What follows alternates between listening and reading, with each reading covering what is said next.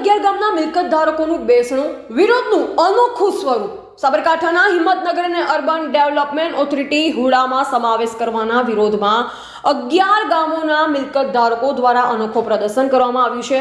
દશેરાના દિવસે હુડારૂપી રાવણનું દહન કર્યા બાદ આજે બેરણા ગામે હુડાનું પ્રતિકાત્મક બેસણું યોજાયું, જેમાં મિલકત ધારકોએ લૌકિક ક્રિયા કરી તંત્ર સમક્ષ પોતાનો ઉગ્ર વિરોધ નોંધાવ્યો।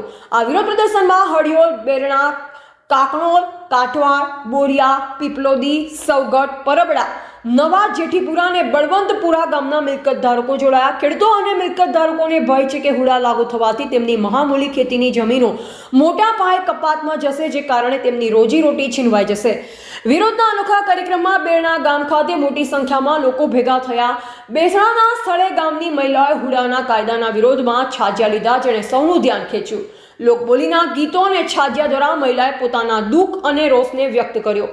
હુડા તેમના જીવનનો અંત લાવશે। દશેરા પર હુડાનું દહન કરી વિરોધનું એક ચરણ પૂરું કરાયા બાદ આજે બેસણું યોજી તેમણે સંકેત આપ્યો છે કે હુડાના અમલને તેઓ મૃત સમાન ગણે છે।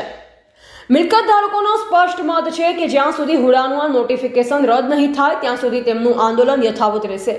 11 ગામના લોકોએ સંગઠિત થઈ હુડાને હટાવવા માટે તંત્ર સમક્ષ ઉગ્ર માંગણી કરી છે અને આગામી સમયમાં વધુ જ્વલંત કાર્યક્રમોની ચીમકી પણ ઉચ્ચારી છે। હિંમતનગર શહેરની આસપાસના આ 11 ગામના હજારો મિલકત ધારકોની માંગ છે કે સરકારે તેમના હિતમાં નોટિફિકેશન તાત્કાલિક રદ કરવું જોઈએ, જેથી ખેડૂતોની જમીન અને જીવન સુરક્ષિત રહી શકે। એવા રાજકમલસિંહ પરમાર, ભારતની અસ્મિતા, સાબરકાંઠા।